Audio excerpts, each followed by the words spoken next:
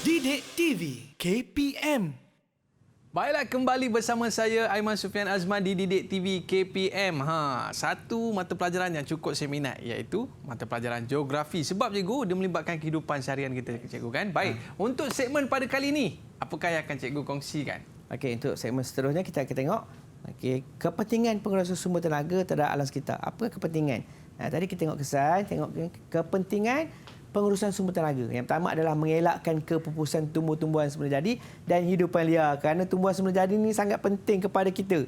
Kerana tumbuhan semula jadi menyerap gas karbon dioksida yang dibebaskan oleh manusia. Okey, dan hidupan liar jugalah. Hidupan liar pun penting kepada kita dan alam sekitar.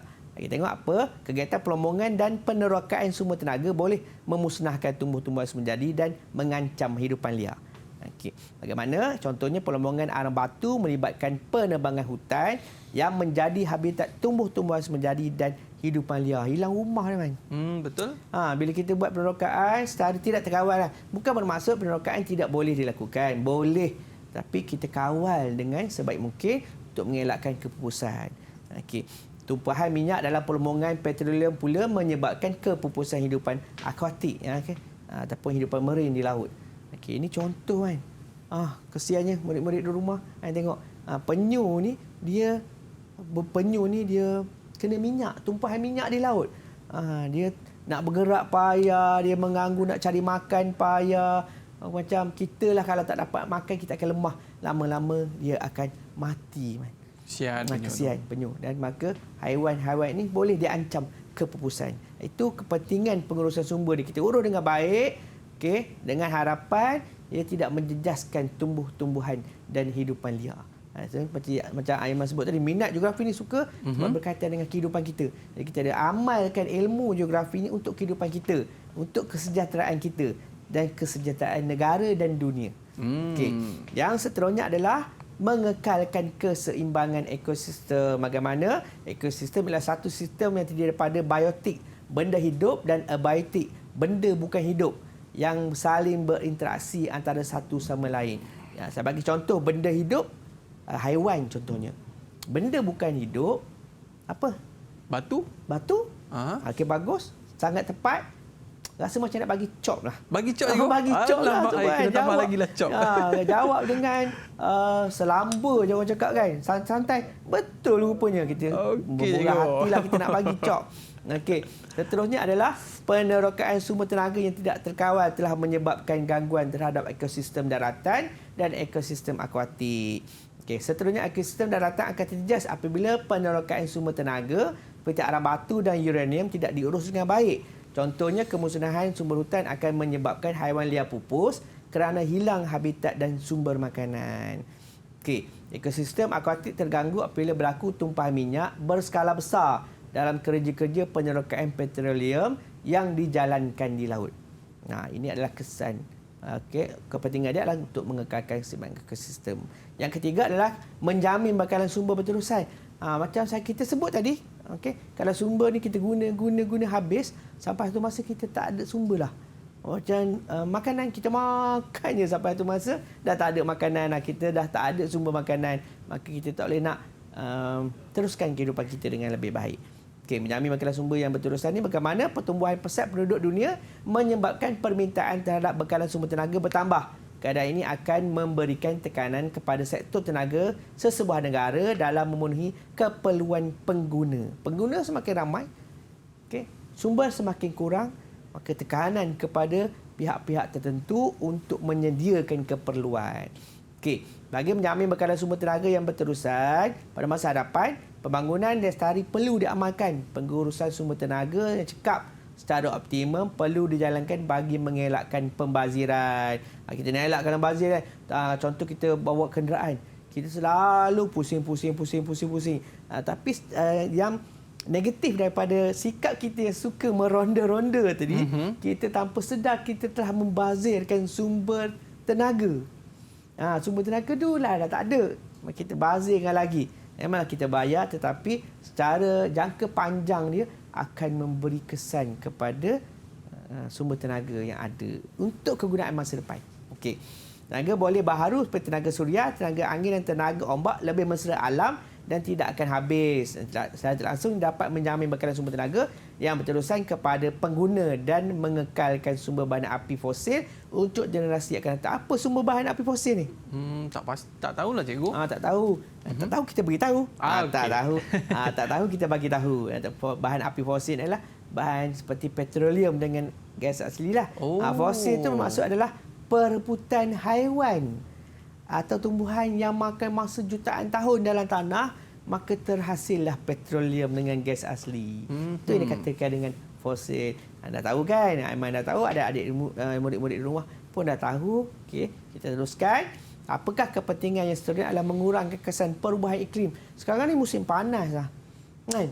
Berpuluh-puluh kan. Kalau ada murid-murid pergi sekolah balik tengah hari, panas. Okey.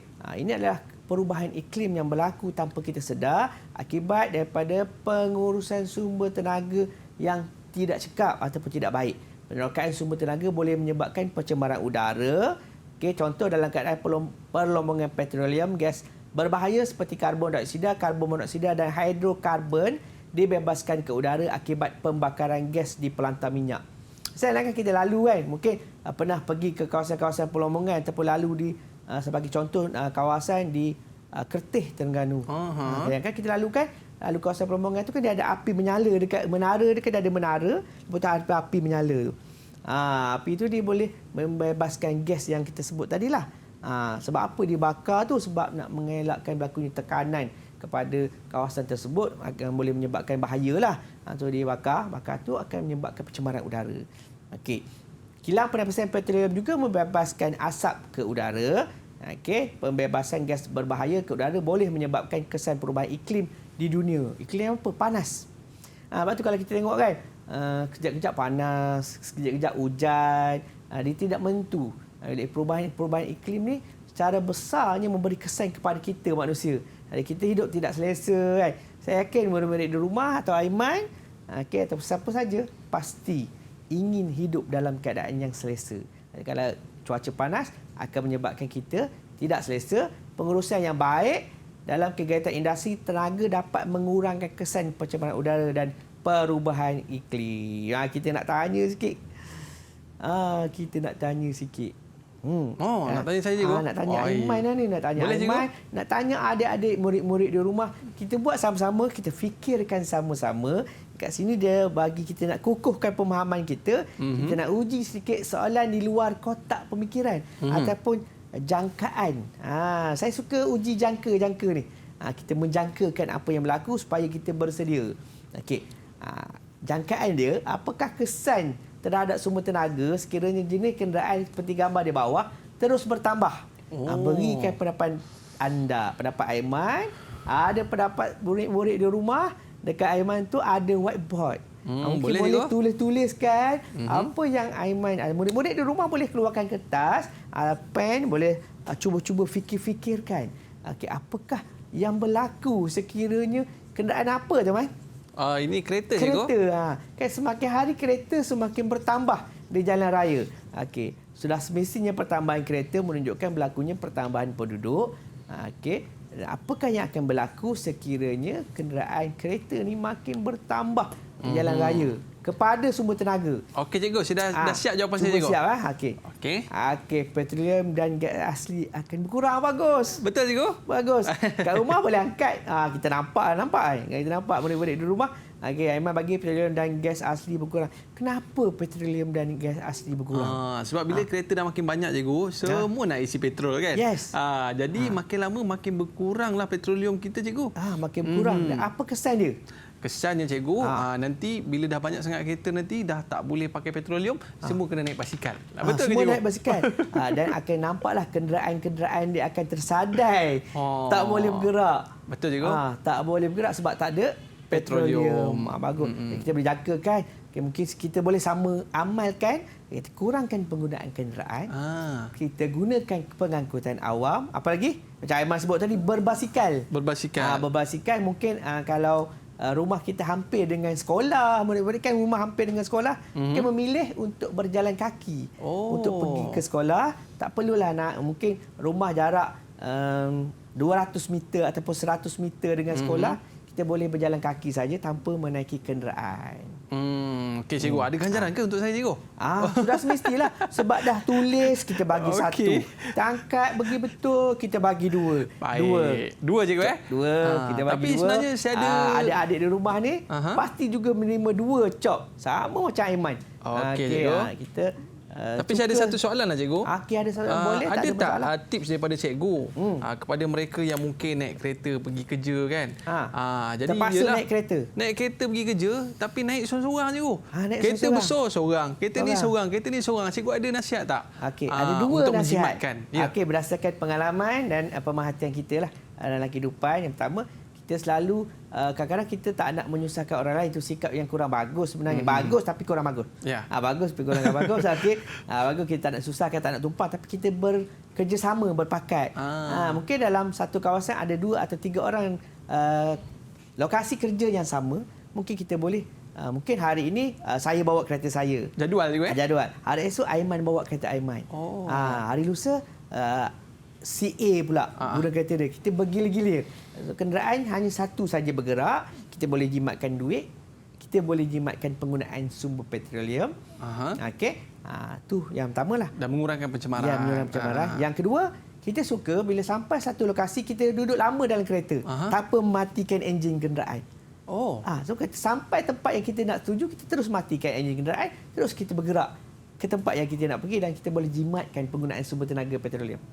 Ini tips yang cukup berharga. Kita suka yang duduk cikgu lama dalam berikan kepada kereta. kita. Tapi tanpa kita sedar, kita dah bazirkan sumber tenaga. Betul. Baiklah cikgu, kita nak berehat seketika. Boleh? Baik, banyak lagi. Mungkin lepas ni ada lagi tips yang cikgu nak kongsikan macam mana kita nak jimat petroleum ataupun bahan tenaga kita ni. Tapi kita berehat seketika. Para penonton jangan ke mana-mana. Kembali selepas ini di Didik TV KPM.